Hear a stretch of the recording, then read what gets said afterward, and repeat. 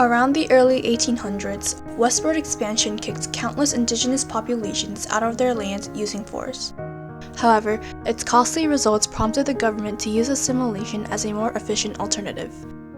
During this process, the natives' human rights were denied and the government failed to take responsibility to protect them. Assimilation was made to be under the guise of education. As a system of Indian boarding schools developed, more and more native children were forced to attend these schools. Instead of learning what was typically taught at American public schools, the native children were educated on how their culture was less or inferior to whites and that they should be ashamed of it. By the end of the 20th century, some 523 boarding schools had been established, featuring an enormous population of students ranging in the hundred thousands. This is the story of the cultural genocide, how assimilation left the lives of countless Native Americans in ruins.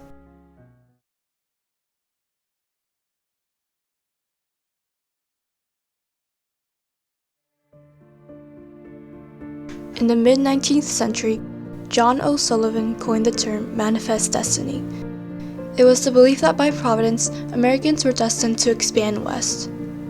In other words, America was obligated or justified to conquer the entire continent. Through this belief, many settlers began to move out west of the Mississippi River. Even before the term manifest destiny was officially named, settlers had begun to explore lands in the early 1800s. This time period is known as westward expansion. There were many factors that helped speed up this era. One of the major ones was the Louisiana Purchase of 1803. This $15 million deal between the US and France enabled America to double the size of its land for only about 4 cents an acre. However, France, who had claimed to have had ownership rights, did not actually have rights over the land that they signed over. This meant that while America avoided conflict with the French and their new land, they still had to deal with the natives who occupied it. In order to address this problem, the Indian Removal Act of 1830 was passed under former President Andrew Jackson's possession of the lands. This act legalized the making of treaties between America and the native tribes for control over the land they were occupying west of the Mississippi River. The contracts that were made allowed the US government to enforce relocation on certain native tribes. Many native tribes also felt differently on this act. While some tribes protested, some thought it would be best to avoid conflict with the federal government. There would also be benefits offered to those who complied. For example, a hefty sum of $500,000 would be presented along with financial and material aid to those who relocated to the reservations. The problem was that even after so many treaties were made, the demand for more land increased because of the growing number of settlers, a result of the continuous immigration that was happening at the time. There simply wasn't enough land for the settlers, so the natives had to go.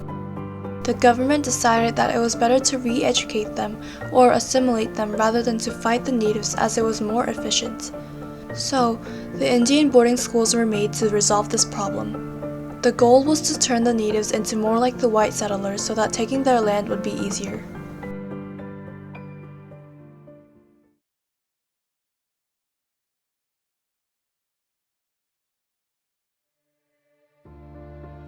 To define assimilation, it is the process of adopting another culture and altering many of your characteristics, such as your customs, beliefs, and ways of life.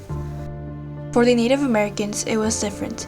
It was not voluntary but forceful and done under intimidation. Immediately after the native children arrived at the boarding schools, they were stripped of any trace of their cultural background. Children's names, which held deep and significant meaning, were erased upon arrival and replaced with proper English ones. And so my identity was Sabaha. But then when I got to boarding school, I couldn't use that name anymore. Traditional clothing was replaced by American uniforms and their hair was cut to match that of whites. The haircut was an especially huge blow to native boys because long hair, which was common among them, represented ties with their background and held spiritual power according to most native cultures. The hair that had meant everything to the boys, from their pride to self-respect, would be severed, and along with it, their identity. Christianity was also implemented in the school curriculum. The religions that were unique to each and every individual tribe were eradicated from the children's lives. This meant that for the natives, the right to freedom of religion and culture was violated, as the natives would not have wanted to do this willingly. The US government also failed to take responsibility for not treating them justly, or to be more specific, treating them as they would to their own kind. Dietary changes additionally had an immense impact on the native children. It was one of the main causes of deaths in the Indian boarding schools. Many of the younger children struggled to adapt to changes in the kinds of food available. Putting that aside, the main concern was the quality, quantity, and variety of the food given to the children. According to the Merriam Report commissioned by the Secretary of the Interior, the native children had been fed on a per capita of a mere 11 cents a day, along with a tiny amount of greens that were produced in the school gardens with the efforts of student labor. In other words, students did not receive the promised necessities that were needed in order to thrive. They were denied their right to adequate nourishment, which was clearly promised, and the government did not take responsibility to see that it was properly carried out, or that their word was enforced. The worst of the conditions that the native children experienced is one of the most shameful parts of this time period. Because the government wanted to assimilate natives as effectively as possible, strict military-like rules were imposed in the schools. Students were made to follow these regulations, or else they would be cruelly punished. Regulations included stopping the use of native language or stopping the children from using their real names. If you don't learn how to speak English and talk to other people in English, you're punished. You have to wash the toilet all night or sit down the hall with your hand against the wall with your knees on the floor. If one were to break the rules, beatings would often be carried out as punishment. Administrators would even weaponize food as a tool to threaten the children not to do whatever they did ever again. In some extreme cases, disciplinarians were known to put lye soap in children's mouths, which later gave them painful blisters. This essentially violated the native children's rights for access to suitable care and an acceptable environment to live in. The government also failed to take responsibility for not realizing these harsh conditions earlier, before most of the damage was already done. Still, even though this side of the Indian boarding schools were inhumane, native children did receive somewhat of an education. For instance, basic academic subjects such as reading, writing, math, science, and history were implemented in the curriculum. In fact, they were even taught life skills that would help them later on in life.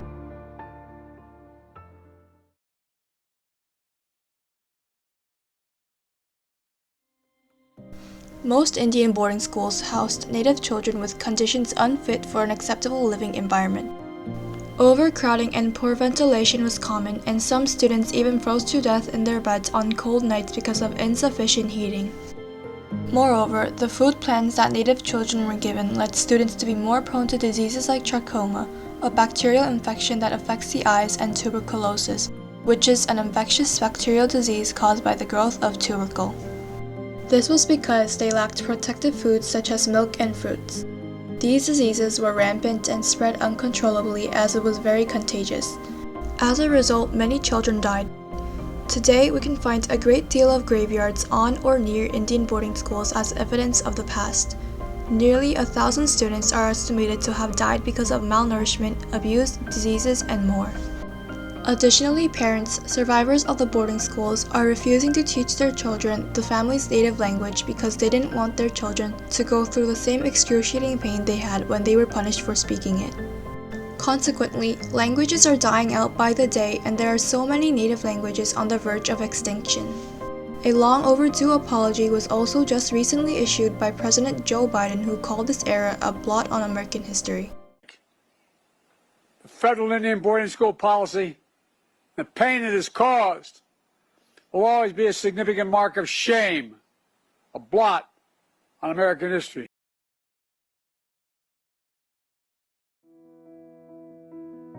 Even with these outrageous conditions, the government failed to take action or even acknowledge the brutal environment native children endured until the late 1900s or early 2000s. They did not protect the people they were responsible for as leaders of the nation. The outcomes of the US government's actions can be traced to today. Survivors of various Indian boarding schools have come forward to share the horrible experiences they endured during their youth. What abundance of native culture there was in the past is nowhere to be found today. Countless languages are on the brink of being extinct, and survivors deal with flashbacks, nightmares, and cruel memories of what they were forced to undergo.